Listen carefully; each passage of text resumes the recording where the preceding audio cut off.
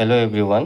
আমি সকলোৱে গম পাওঁ যে গুৱাহাটী ইউনিভাৰ্চিটিৰ যেতিয়া PG এডমিশ্যন হয়, মানে পষ্ট গ্ৰেজুৱেটৰ এডমিশ্যন হয়, তেতিয়া আমি গুৱাহাটী ইউনিভাৰ্চিটিত যাব লাগে ছিট বুকিঙৰ কাৰণে, তাত পে'মেণ্ট কৰিব লাগে।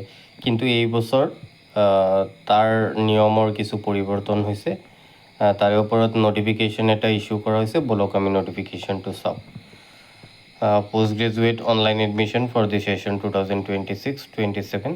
This is for the general information of all concerned that as per the decision of the admission committee meeting held on 14th of July, admission to the Guwahati University postgraduate program will be held through the Samarth portal online mode only.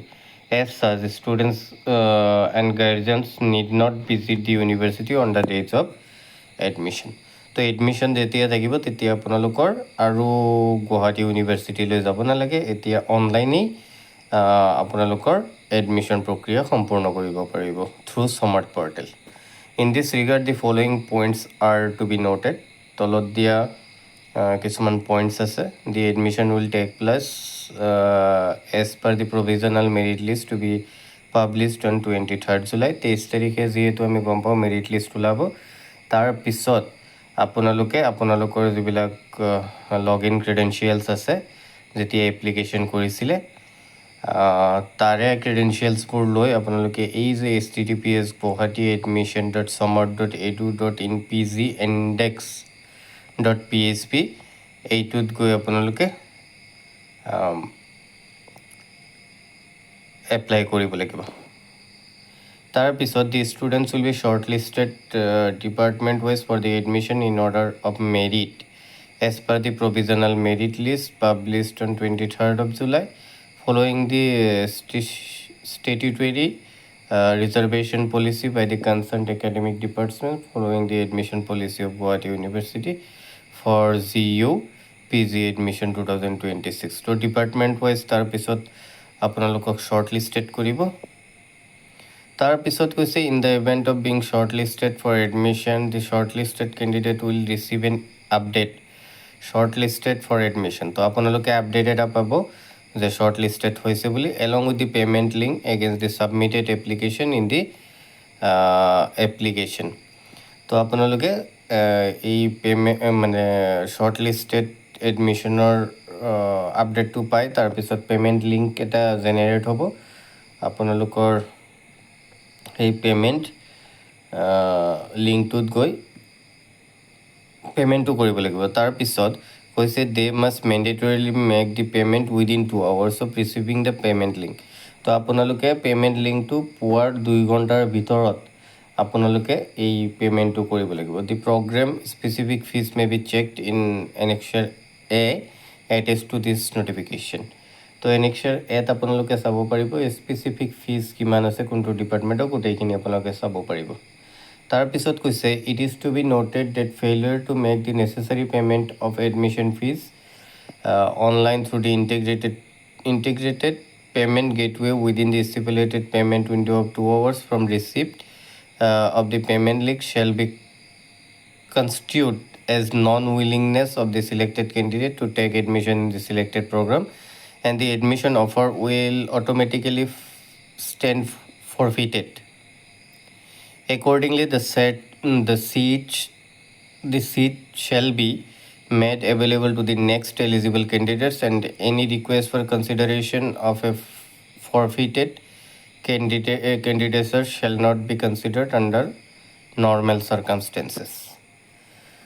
তো আপোনালোকে কি কৰিব লাগিব, এই 2 ঘণ্টাৰ ভিতৰত পে'মেণ্টটো কৰিব লাগিব। যদিহে আপোনালোকে কৰিব নোৱাৰে তেতিয়া মানে আপোনালোকৰ ছিটটো কেঞ্চেল হৈ যাব, আপোনাৰ এই প্ৰগ্ৰাম চিলেকশ্যন আৰু কৰিব নোৱাৰিব আৰু অট'মেটিকেলি মানে এইটো কেঞ্চেল হৈ যাব।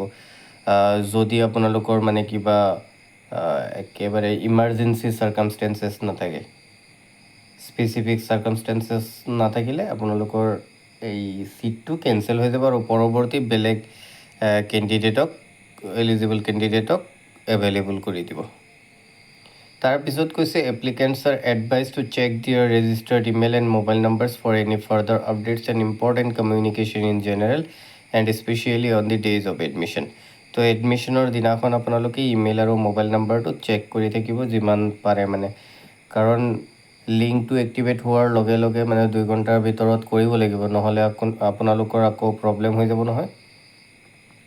তাৰপিছত কৈছে it is to be noted that all admission granted in the PG programmes for the academic session 2026-2027 are strictly provisional and shall remain so subject to verification of original documents by the university. Original documents verification shall be conducted within the first week of commencement of class for the academic session 2026-27. Admission shall stand confirmed only upon successful verification of the original documents against those uploaded on the admission portal. So আপোনালোকে যে এই ডকুমেণ্টছখিনি upload কৰিব, তাৰপিছত physical verification এটা হ'ব। যেতিয়া কমেন্সমেণ্ট হ'ব, ক্লাছৰ কমেন্সমেণ্ট হ'ব, ক্লাছ আৰম্ভ হ'ব, তেতিয়া আপোনালোকে এই ফিজিকেল ভেৰিফিকেশ্যনত অৰিজিনেল ডেটাবোৰ লৈ যাব লাগিব।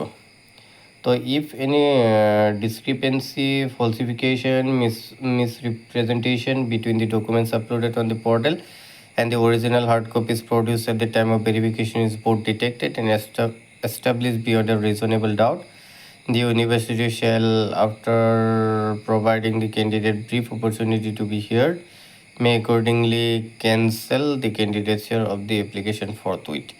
তো আপোনালোকৰ কেণ্ডিডেটছটো কেঞ্চেল হৈ যাব পাৰে যদি কোনো ধৰণৰ ডিছক্ৰিপেঞ্চি থাকে বা ফলচিফিকেশ্যন থাকে, কোনো ধৰণৰ ভুৱা তথ্য থাকে, তেনেকুৱা মানে প্ৰব্লেম থাকে, তেতিয়া আপোনালোকৰ কেণ্ডিডেটছৰ কেঞ্চেল হৈ যাব। Therefore, as stated above, it is a complete online end-to-end process. Applicants need not visit the campus in person for admission unless otherwise notified. তো আপোনালোকৰ মানে এণ্ড টু এণ্ড প্ৰচেছ থাকিব। আপোনালোকৰ ইউনিভাৰ্চিটি ভিজিট কৰিব নালাগে। বেলেগ বছৰত যেনেকৈ ইউনিভাৰ্চিটিটো ভিজিট কৰিব লাগে তেনেকৈ ভিজিট কৰিব নালাগে যদি কিবা ধৰণৰ মানে ন'টিছ নাহে।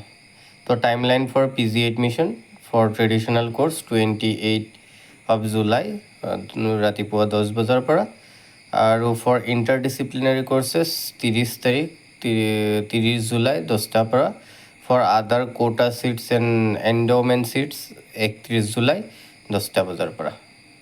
তো আদাৰ কোটা আছে employee quota, ex employee quota, friends village quota, ex defence quota, extra curricular, NCC and NSS. So a separate notification regarding the admission of the other quota and endowment seats will be issued later. তাৰ পিছত মানে বাকীখিনি জনাব। তো এইখিনি আছিলে গুৱাহাটী ইউনিভাৰ্চিটিৰ PG এণ্ট্ৰেঞ্চৰ নটিফিকেশ্যনটো আপোনালোকে অলপ ধ্যান সহকাৰে পঢ়িব, কাৰণ